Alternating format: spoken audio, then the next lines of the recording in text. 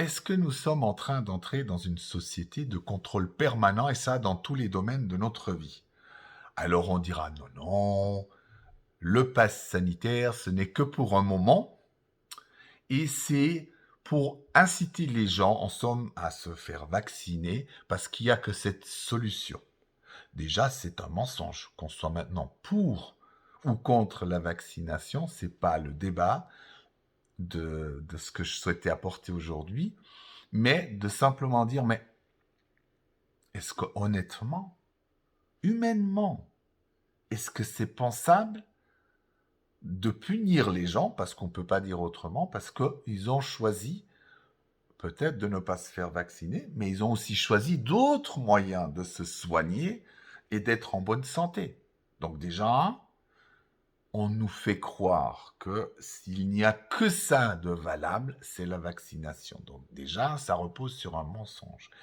Et deuxième chose que je trouve effrayant, c'est d'oser dire aux gens que c'est quelque chose de bien, le pass sanitaire, puisque ça va permettre à la maladie de ne pas se propager. Mais comment peut-on penser scinder la société en deux, en trois, en quatre, et de refuser l'accès au cinéma, à certains même magasins, au théâtre, à un match de foot ou au restaurant?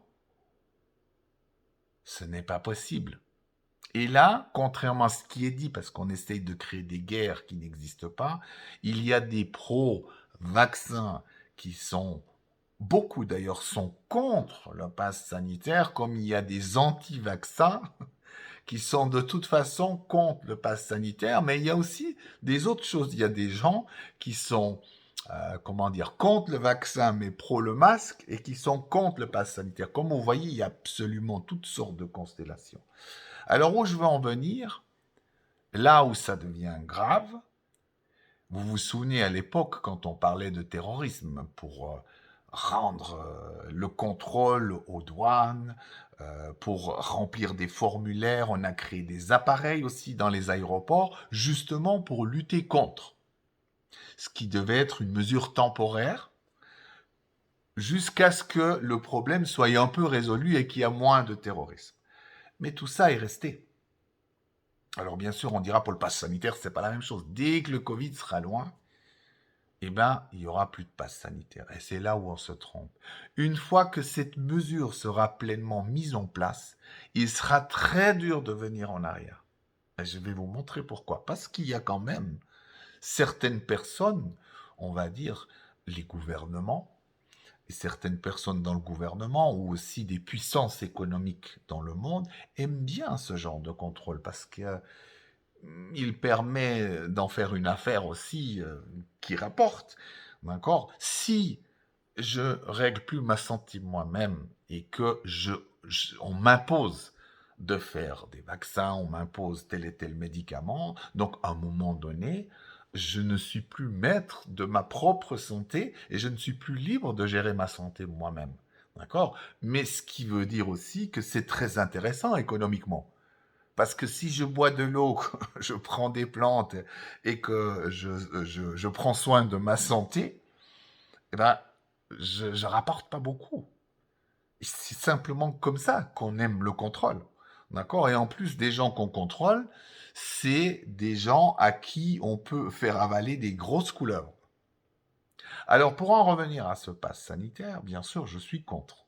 Contre toute forme de pass sanitaire. Mais dans l'esprit de ce qui est en train d'arriver, c'est un peu comme dans une promotion de la vaccination, puisque si je dis le mot en entier, je risque d'être, la vidéo risque de partir à la poubelle. Donc, je me dis, mais ça veut dire que, au fur et à mesure, je me projette dans le futur, ok? On nous dit qu'on va l'enlever, mais imaginez qu'il y a et il y aura un variant gamma, un variant oméga, il y aura tous les variants du monde qu'on veut, et parfois même des variants totalement inoffensifs, parce que c'est ça. Mais on va sous-entendre que ça va nous protéger d'une future pandémie, d'une future catastrophe. Et les gens, par la peur, vont dire oui, oui, mais il faut faire comme ça. Mais ce qu'on ne se rend pas compte jusqu'où ça va aller. Jusqu'où ça va aller cette folie. Alors, on peut imaginer le futur encore autrement. Entre le variant Delta, il y aura eu une troisième vaccination, une quatrième vaccination, des rappels. Il y aura un oméga qui va ressurgir et on va intensifier. Et tout d'un coup, qu'est-ce qui va arriver? Comme très souvent dans notre humanité, il y a les saisons de... hein, il y a des fois des grippes et il y a tous les 4 ou 5 ans des grippes très fortes.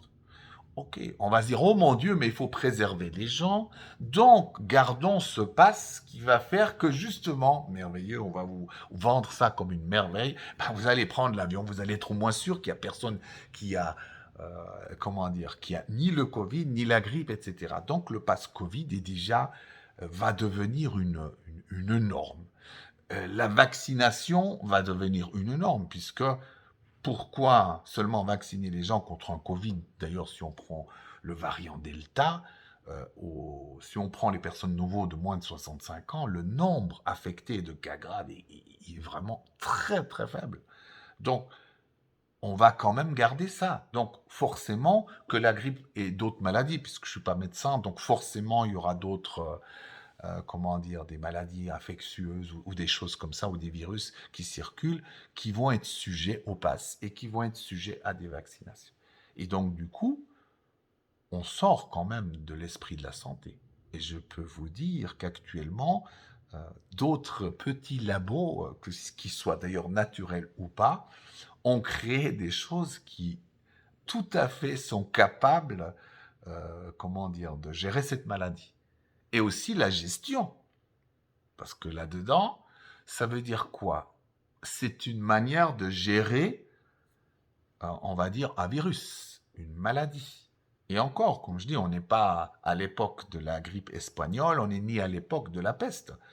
Ça veut dire qu'on est en train de gérer la planète entière avec des formes même de grippe grave ou de Covid d'une certaine manière, qui fait qu'on a une épée de Damoclès tout le temps. Donc, il y a le pass sanitaire, mais il y a aussi les millions d'indépendants qui vont être ruinés, qui sont déjà ruinés, les millions de gens qui vont perdre leur emploi à cause de cette gestion, ça va encore continuer, c'est pas fini. Puisque l'épée de Damoclès est là. Regardez en Guadeloupe, en Martinique, ils ont besoin du tourisme. C'est un peu leur manne. Et ben, du jour au lendemain, hop, on peut fermer tout le pays, les magasins doivent fermer, les restaurants doivent fermer, l'aéroport aussi, quasi. Je me dis, mais c'est juste incroyable. Donc, regardez ce qu'il y a derrière, comment dire, la manière de voir un pass sanitaire. Que ce soit déjà, pour moi, humainement inacceptable. C'est inacceptable. Alors, bien sûr, c'est pas né aujourd'hui. Tout ça est en marche. Mais quand ça nous touche personnellement, bien sûr, on est plus réactif. Mais ça fait longtemps que c'est en route. Mais on voit pas, c'est un petit bout là, un petit bout là. Là, on change de registre. C'est comme si on était tout d'un coup, on n'est plus dans un championnat régional, on est dans les Jeux Olympiques. Ça concerne tout le monde. Et c'est vrai que cette pensée d'une société sous contrôle, elle est bel et bien là.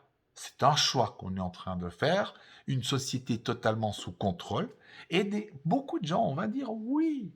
Nous allons dire oui, parce qu'on veut de la sécurité.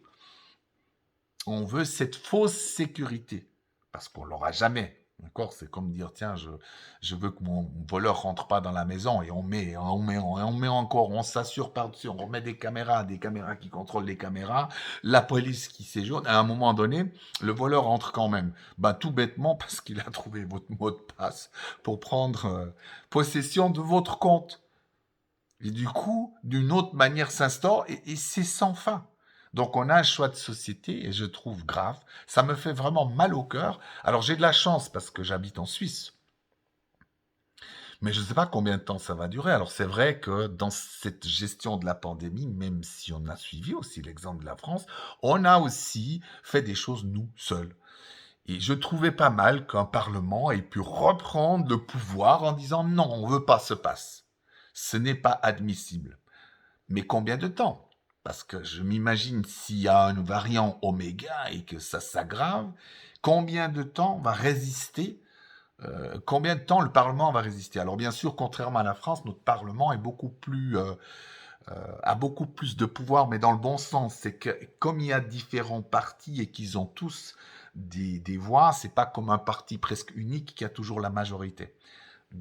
Voilà. Et on a 7 parlementaires, 7, on va dire, présidents, ou 7 ministres en chef ou premiers ministres, qui fait que c'est plus difficile, mais ça ne veut pas dire qu'on est mieux, d'accord? On a juste, dans ce cas-là, peut-être plus la possibilité. D'ailleurs, on a eu des votations et qui se sont bien déroulées. Là, beaucoup de gens ont dit, mais c'est affreux ce qui s'est passé. J'ai trouvé que 40% dans des choses comme ça montrent que le monde change, que la proportion des gens qui voient l'avenir différemment, elle existe bel et bien. Et ces mouvements existent. Alors bien sûr, dans ce sens-là, il faut rester pacifique. Alors oui, des fois j'étais en colère, des fois ça m'a déprimé, mais je ne veux pas cultiver de la haine, de la colère tous les jours contre telle et telle chose. Par contre, c'est quand même bon de taper du poing sur la table de temps en temps. On peut le faire aussi avec amour. C'est ça, on ne peut pas rester ignorant en pensant que les choses vont s'arranger tout seul. On ne peut pas passer non plus, passer notre temps juste avec de la colère, de la haine et descendre dans les rues. Mais chacun va faire ce qu'il chacun doit faire et va faire quelque chose en son âme et conscience, d'accord? Alors il y aura des spécialistes dans tous les domaines. Moi je suis pas d'accord non plus avec tout ce qui se dit forcément.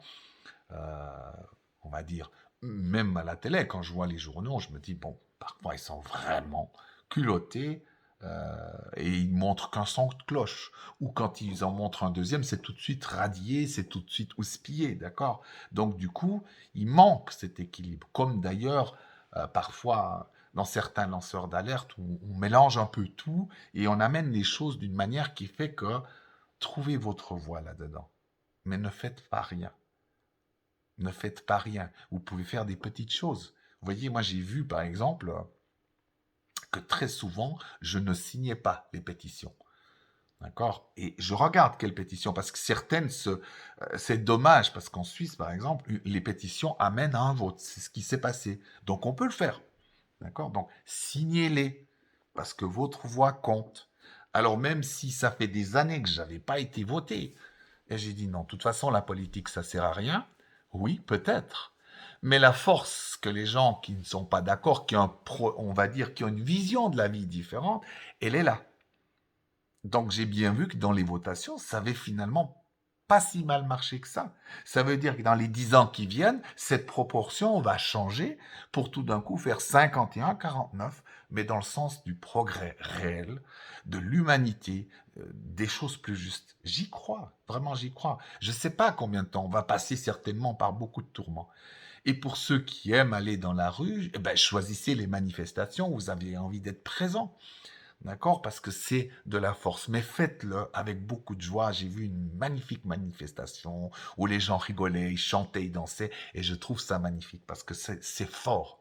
D'accord? Parce que si vous mettez que des panneaux en disant connard, salaud et tout ça, pour moi, ça mène. C'est pas bon. C'est pas bon parce que moi, je suis convaincu que nous sommes créateurs et que cette époque, justement, ce qui nous semble être très négatif et horrible, alors bien sûr, si on fait rien, ça ira dans un sens.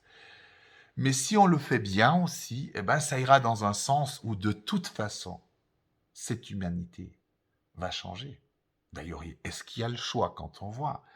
Et puis j'aimerais aussi, peut-être pour finir cette vidéo, parce qu'on oublie trop souvent ça, quand on parle du pass sanitaire, bien sûr, c'est terrible, mais il y a tant d'autres choses, d'accord?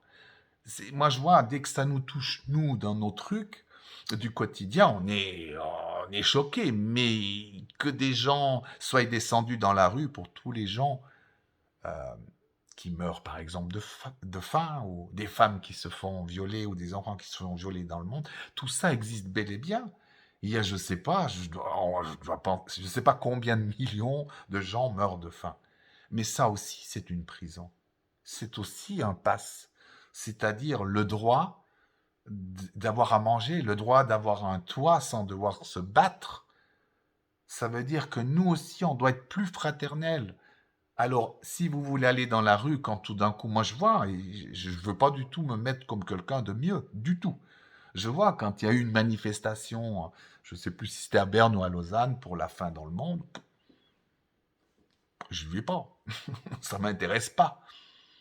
Je me dis, oui, mais on peut... Voilà, j'ai envoyé de la lumière et tout ça. D'accord. Mais je vois aussi que ça me touche beaucoup moins. Et pourtant, c'est un droit fondamental. Quand vous n'avez pas ça, vous perdez beaucoup de vos libertés. Alors bien sûr, on peut toujours dire à l'intérieur, on est libre. Mais vous savez, quand on crève de faim, quand on n'a rien, pas un toit, ça devient une lutte de tous les jours. Donc, votre pensée ni votre cœur arrive à aller vers la connexion à l'âme et se dire, ok, je peux être libre. Il faut être honnête avec ça.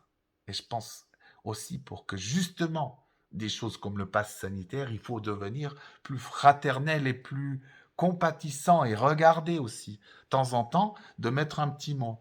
Vraiment. J'espère de créer une chaîne peut-être pour que les gens puissent avoir quand même un petit peu à manger. Et là, c'est clair, la manière de faire, la société dans laquelle on vit, tout est à revoir. Parce que c'est pas vrai, le capitalisme ne rend pas les gens heureux, ça rend forcément des gens pauvres, ça nous met en compétition. Ça fait que des gens, par exemple, qui seraient passionnés par l'art, forcément vont gagner peu, et puis d'autres qui seront à la bourse de New York vont gagner des fortunes. Et ça amène la compétition entre les enfants. Donc on est déjà dans ce contrôle. Simplement là, on passe à des vitesses bien supérieures. Alors bien sûr, je ne voulais pas en parler aussi longuement, mais ça me semblait quand même important d'aller jusqu'au bout. D'accord. Alors pour ce pass sanitaire, vraiment, continuez à aller dans la rue, continuez à dire non, faites œuvrer, voilà, j'essaie de faire une vidéo, j'irai, je choisirai, et même je me disais, mais c'est vrai que nous, la Suisse, pour l'instant, le pass sanitaire, on l'a pas. Mais on devrait aussi faire des manifestations pour la France, pour l'Italie, en disant, tiens, même si en Suisse, j'ai pas encore ça, pas encore, eh ben, je choisis quand même, ou nous choisissons de manifester. Parce que si dans le monde entier, imaginez-vous, pour un seul pays, le monde entier va dans la rue, croyez-moi, ça fait réfléchir. Mais il ne faut pas seulement aller dans la rue. Il y a cette fameuse révolution à l'intérieur à faire de vous. On a des comportements parfois déséquilibrés. On a des blessures, on a des émotions. Et tout ça, on a besoin d'être plus conscient de nous-mêmes et de faire cette transformation en même temps. Parce que si on ne la fait pas, on ne se rend pas compte qu'on fait les choses. Regardez la Révolution française. Je ne dis pas que ça a servi à rien. Mais en peu de temps, ceux qui ont pris la bannière des révolutionnaires, c'est eux qui ont été guillotinés. Et qu'est-ce qui s'est passé après? Un contre-pouvoir s'est mis en place, qui était plus une sorte de bourgeoisie ou d'anciens aristocrates ou d'autres gens qui avaient envie d'argent et de pouvoir, qui s'est mis en place très rapidement. Donc ça montre bien que ce genre de révolution n'est plus le bon moyen de la faire. C'est pas une critique, hein, du tout. Ces choses-là se sont passées et il y a des gens qui se sont révoltés. Mais peut-être on peut apprendre de ces choses du passé pour pouvoir faire autrement. Voilà, c'est si au fond de moi je serais vraiment, on va dire, plus lumineux, aussi plus investi, plus responsable dans tout ce qui se passe, le monde serait aussi différent. Donc si chacun d'entre nous met un peu plus que simplement des revendications ou des colères, mais des nouvelles idées. J'aimais bien cette idée d'un ami qui m'a dit, ah oui, et si on deviendrait des lanceurs de solutions? Et je trouvais ça très beau et c'est sur ça que j'aimerais terminer. Pour qu'on reste dans une note positive malgré ces difficultés et qu'on soit des êtres responsables, mais qu'on ose dire non à cette vision du futur de l'humanité. Au revoir, je vous souhaite une belle journée.